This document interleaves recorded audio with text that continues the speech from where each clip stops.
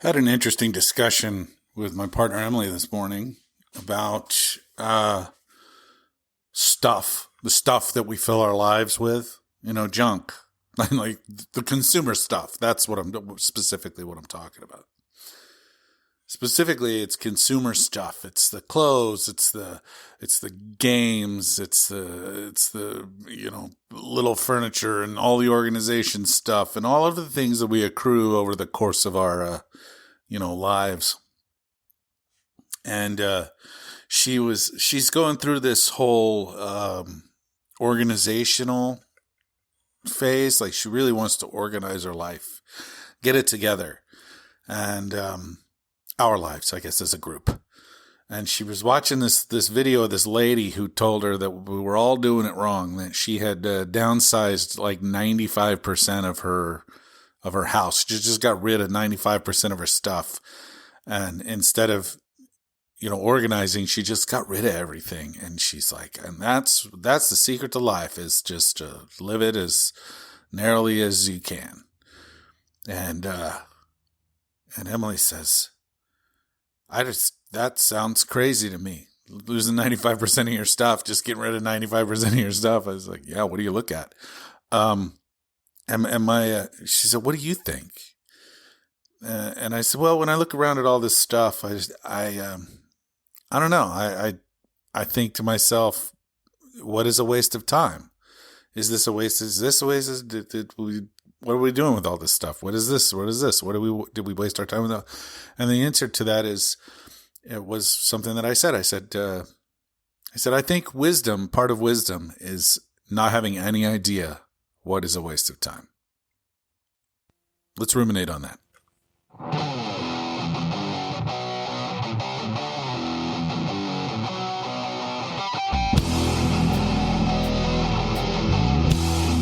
Welcome back to Trent Takes On 2.0. And the Trent from the title of the show.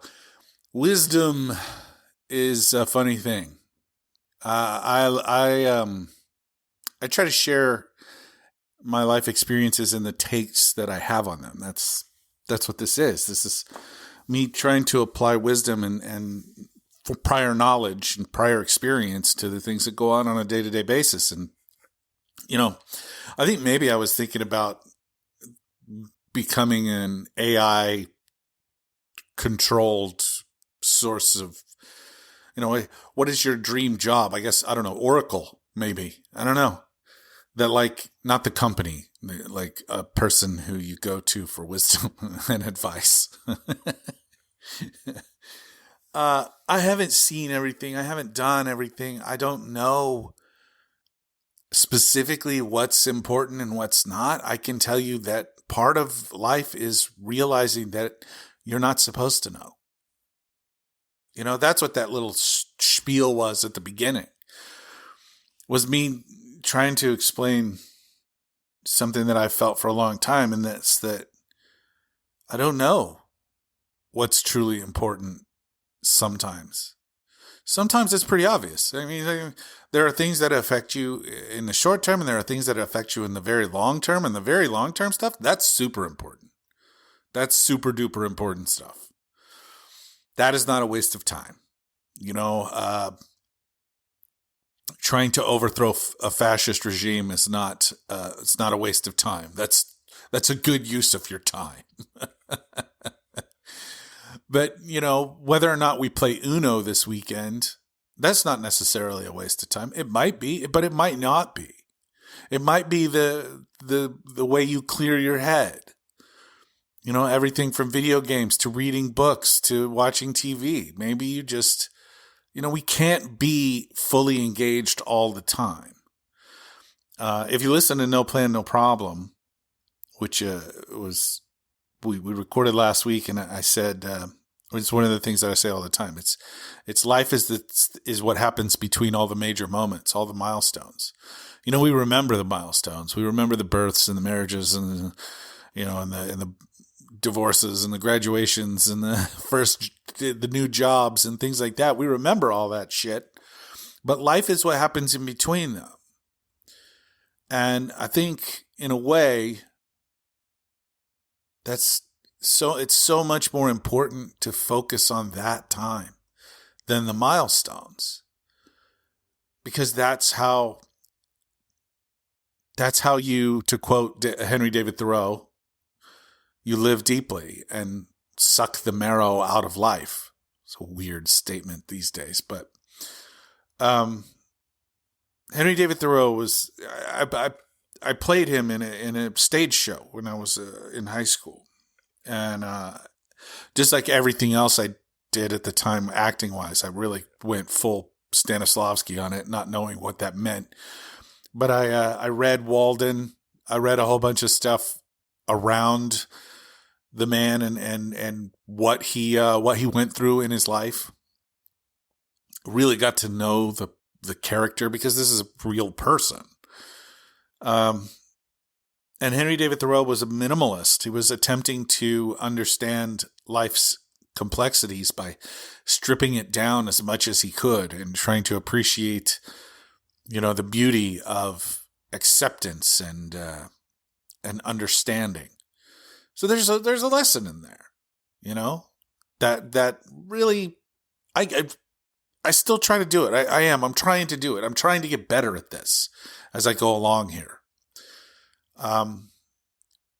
Wisdom is it's like knowing that you don't know it all, but being able to form solid opinions and solid plans of action based off of your experience and your knowledge. So, I guess that in a nutshell is what it is. What does this have to do with what I want to talk about today? I guess that's really the question. Everybody's like, why aren't you talking about the regime yet? And look, I want to be honest with you. I talk about the regime way too much. I worry about this shit way too much. There are things that I can control, things that I can't control. There are actions that I can take and things that I have to wait for. And it's a whole list of shit. But the best thing that we can all do is just be prepared. Be in the know. Have these tough discussions with your partners, with your friends, with your parents. My parents are both dead.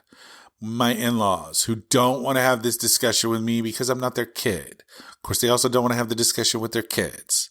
And they're Catholic. So there's a brand new wrinkle to this. Do you take the side of the Pope or the side of, Kookaburra Trump, who has decided he wants to feud with the Pope and only one of us can be the most powerful American? Anyway, I digress. This got me thinking. This discussion this morning got me thinking about the tide turning and basically everybody waiting to pounce. We had another election yesterday. Yesterday was a Tuesday. Tuesday in America these days means election of some sort. And it was in Virginia, and they voted on this proposition to redistrict, to partisan redistrict. Now, the Republicans calling it a power grab is absolutely hilarious. What's more power grabby? Asking the citizens whether or not we should redistrict, like we did in Virginia and like we did last year in California with Prop 50. What's more power grabby? Asking the people if they want to do this and then having them vote on it, or just doing it the way they did in Texas and Missouri, the way they're going to do it in Florida, the way they've done it in several red states, where they just go, well, the public doesn't get a say. We're just going to decide we're going power grabby. Seriously. What's more power grabby, guys? Help me understand. Because I don't think I do. I'm a pretty smart dude, but I don't get why this was power grabby and not asking the people and just doing it isn't. Or is it a hypocrisy thing? Is this one more yet another in a long running example of rules for thee, none for me situation? Because that's the way conservatism works in the United States these days. Hypocrisy, don't care. They don't care. There's no shame. And if there's no shame, you can be as hypocritical as you want and no one, it doesn't bother you. What I wanted to talk about today was, first of all, the wisdom and the waste of time thing. That was a tangent. And now that I'm 10 minutes into this show, I'm going to start with the real stuff, which is character. And every time, and the reason I bring this up is every time you hear these hypocritical bullshit arguments, you should ask yourself, what is going on?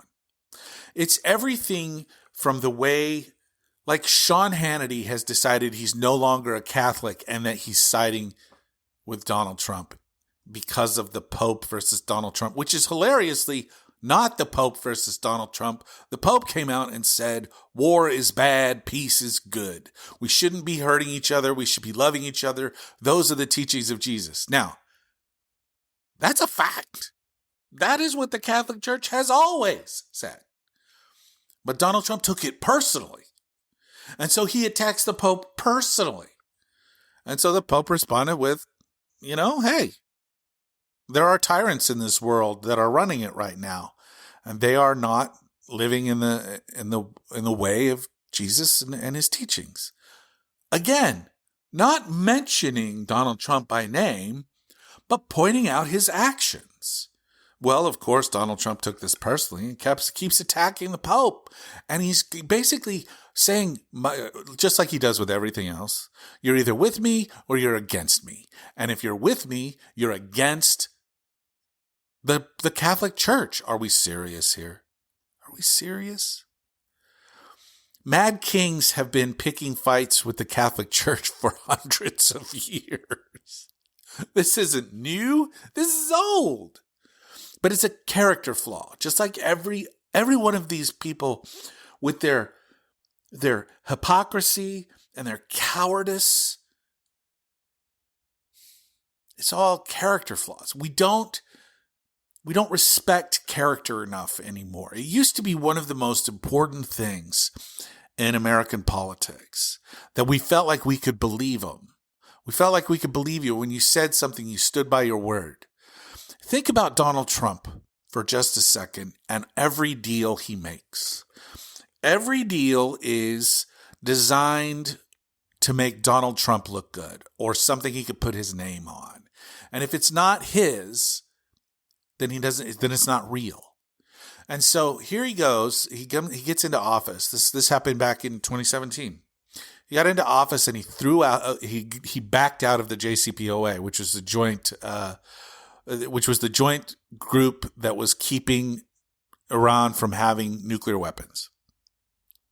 I don't remember if it was 17 or 18, but he determined that was the worst deal ever. That we were monitoring them globally, saying, you can enrich uranium for energy purposes, but not for weapons purposes. And they were like, okay, that's fine.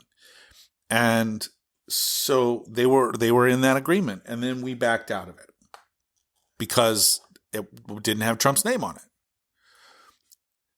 Now, he wants to make new deals, specifically with Iran. He's like, let's make a new deal. And they're like, why should we make a deal with you? Every time they've gone to the table to negotiate an end to this war, or to negotiate with Donald Trump about whatever, like they were doing it last April, a year ago, when they negotiated on a Wednesday, and then whatever it was, Friday night, Saturday morning, whatever day it was, we bombed them. We bombed all of their their quote unquote nuclear sites, whatever that means, their nuclear enrichment materials and all that stuff. That we bombed them, us and Israel, while we were in negotiation. And then we did it again this time around. Now, if you're Iran, why should you take anything that this guy says think about all of the deals that he has broken, the trade deals that he's pulled out of, the tariffs that he's just levied on the rest of the world. Unilaterally, it's just one person deciding, well, we have a bad trade deal with these people, so I'm going to level this tariff on them. Not renegotiate the deal, not work from a standing point, but no, immediately putting pressure on other people, on other countries who want to make deals. But if you never honor a deal, what good is it? Okay?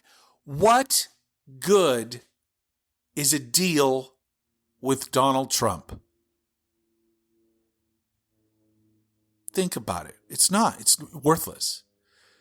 Because he doesn't respect it. Why negotiate at all? Why? He claims that he likes to be unpredictable because it's good for negotiations. No, it's not. Being a country that lives up to your promises, that's what makes you a good negotiator. That's what allows other people on the other side of the deal, because that's what there's always on the other side of the deal, to understand whatever deal we make is a solid deal and we won't go back on it. We can trust. That's part of it is trust. Trust but verify. Well, that's an old, Reaganism. But with Donald Trump, he doesn't care about the deal. It's just like he wants the press for making the deal, and then he shatters the deal because he doesn't actually honor it. So what is the point in dealing with this man? He has no character. Last week I talked about good and evil, and that stays. That hasn't changed. We're still where we are on the good and evil spectrum. Evil men like Donald Trump and the people who have sucked up to him to be a part of his group have no character. You can prove that he has no character by the fact that he just can't tell the truth. He lies constantly, demonstrably easily proven lies. Lie. Nonstop. He lies about everything. And it's immediate. It's his knee-jerk reaction. Why did you post this AI slop of you as Jesus Christ? Oh, that's not me as Jesus. That's me as a doctor healing somebody. No, it's fucking not. What are you, stupid? You think we're all stupid? The answer to that is yes, they do. They think we're all stupid. Which is funny because you have to be pretty stupid to think everybody else is stupid. You know what I mean?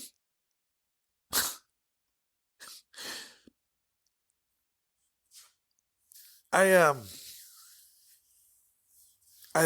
listen to a lot of podcasts too. I think it's the future of how we get our information, and I like podcasts with really strong, powerful opinions. Powerful opinions. I sound like Trump now.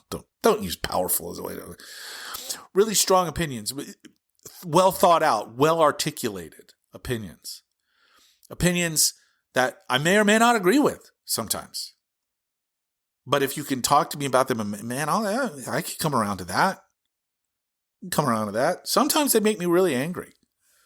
Sometimes I think that there's like a willful ignorance going on. Like one of my favorite shows is Pivot with Kara Swisher and Scott Galloway. And they're centerists, basically. I mean, they claim to be, but really they lean more left. But every once in a while they say stuff about like tech that just drives me crazy. Like, none of these people could be trusted. You know, we do have to have regulation on tech, on AI, on social media.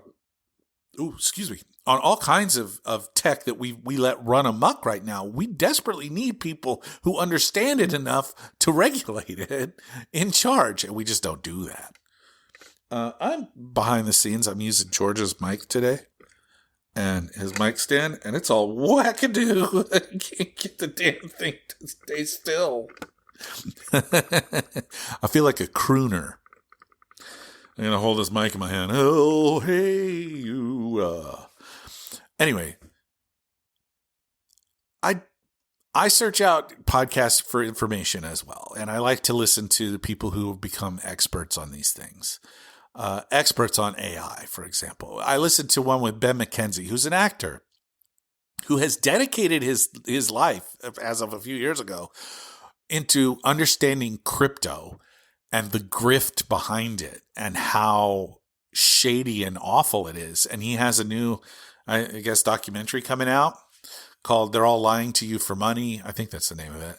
And he's doing his rounds on the podcast. Man, he is a sharp dude, and he has really focused on this. And he's interviewed a lot of people who are the quote unquote brains behind these schemes. And he points out the obvious, that a money-making endeavor with no product attached or service attached is a Ponzi scheme. He's right. All of crypto, even Bitcoin now, it's just a Ponzi scheme. Do we not realize that?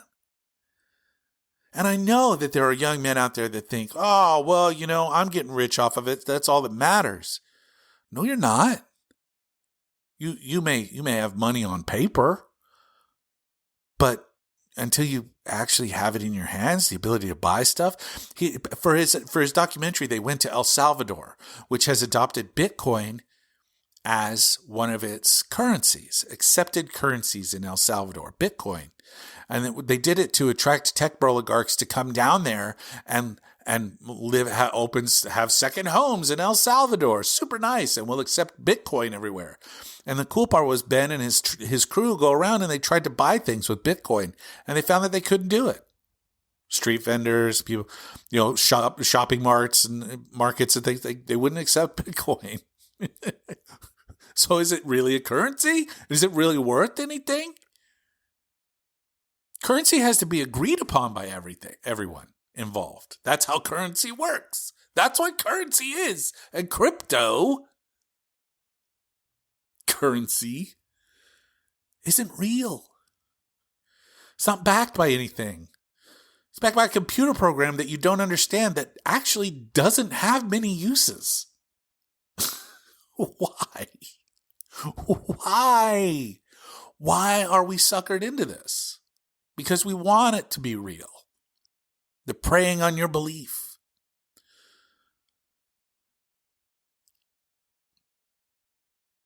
I realize I'm a little bit all over the place right now. But it should be obvious. Crypto, AI, the prediction markets, Kalshi, and whatever the other one, the Polymarket. It's all just scams. It's all ways for unscrupulous, non-character driven people to take money from the ground level people who desperately want to win. We just want to win. We just want to not have to live paycheck to paycheck. We want to get a better place. We want to buy a better car. We want a better education for our kids, and they take advantage of us with these get-rich-quick schemes. It's all fake. And Donald Trump is at the head of that right now. They realized how much money that they could make just money laundering. Just taking in other people's money, washing it, spitting it out the other side. And what are they doing? Refusing to regulate anything. They refuse to, first of all, they've cut the Department of Justice's nuts off when it comes to white-collar crimes. Fraud, giant crypto schemes and things like that. None of that's even being looked at anymore by the Department of Justice, which is crazy to me. There's just such a lack of character in the people who have been chosen and then surrounded themselves with more people without character to run our government. I just beat my head against the wall saying we've got to restore the checks and balances. And we do. We have to restore the checks and balances. Without them, without any check on power, this is what you get. $5 a gallon gas, $15 more every time you fill up your tank. Everything at the grocery store more expensive. 10, 15% more expensive. Spending an extra $20 every 100 you used to spend. Just on food, just on the basics. All because these people want to grift. All because these people don't know what they're doing, and so they just keep doing bigger and crazier shit. All because no one is stopping them. So while we suffer, while we pay higher prices, while our tax dollars go nowhere, they want to increase the military budget to $1.5 trillion. And they want to cut even more services for all of us. That's the budget that they've proposed. Cutting $500 billion out of services that go to the United States people and giving it to more bombs, more planes, more boats, more war. Most of it over oil. So instead of taking that $500 billion and giving it to the military, maybe we should take 500, make sure that goes back, give the people of this country their tax money back in the form of services. That's how it used to work. Build roads and bridges and improve electrical grids and give us some high-speed rail. Let's do this. Let's get internet to every corner of the United States, which ironically still hasn't happened yet. Let's do this stuff. And then let's take some of the money from all the bombing and all of the planes and all that nonsense, all that stuff that we don't need that only causes the world pain. And let's build some solar panels. Do you know that 80% of the solar panels in the world for sale that are being sold in the world today are made in China?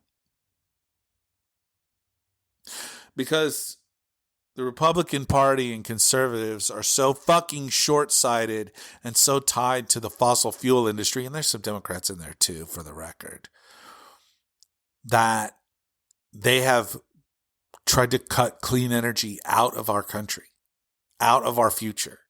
You fuckers. Fuckers. Killing us all in the name of profit today. No character.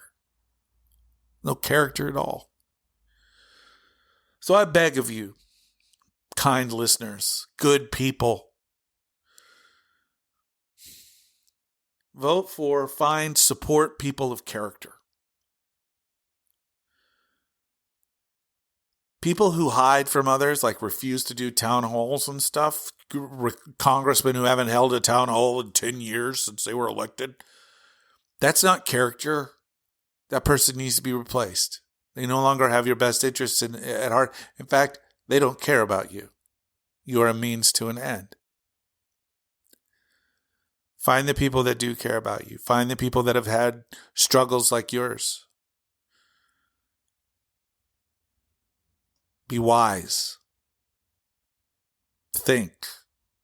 Take the time to understand the different facets and apply what you know. Tom Steyer, I guess, is leading the Democratic field in the primary for California governor. Tom Steyer is a billionaire. And I don't care if he's a self-made billionaire or not.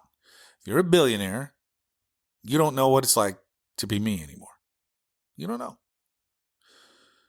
Tom Steyer is going to have to work his ass off to win my vote. And quite frankly, all I've heard is the same shit. This dude ran for president.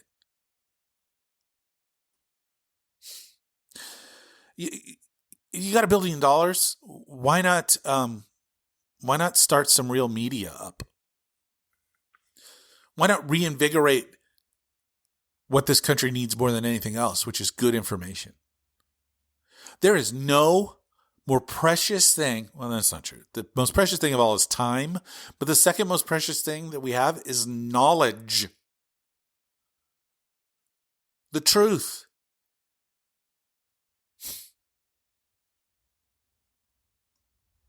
And you can tell the character of someone by how much of it they're willing to share.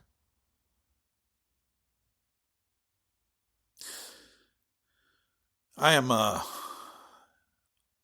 oftentimes at the end of my rope. I'm actually almost out of time for my allotment. You pay for hosting, web hosting for podcasts, and my monthly allowance doesn't reset until tomorrow. But I'm almost out of time. But I wanted to say how important this is. It's so to discover the character of the people who are asking for your vote, your power. By voting for someone, you hand them power. And then they run their whatever it is you voted them into by consent of the governed. Okay, we hand them their power. It's temporary, but we hand them that. And look at what happens when it goes wrong. When you listen to someone who lies nonstop, like the Trump regime did, like Donald Trump did. They lied nonstop, and then they still do. They made all these promises, and they're not fulfilling any of them. And the ones that they are fulfilling, they're doing it in such a slapdashery, asshole way, like they're promised to deport all of these criminals. Civil offenses are not criminal offenses. Overstaying your visa, being here as an undocumented person, is not a criminal offense. It's not. It's a civil offense. But you still have to adjudicate all that, and they're not interested in that. Again, it's just a complete lack of character.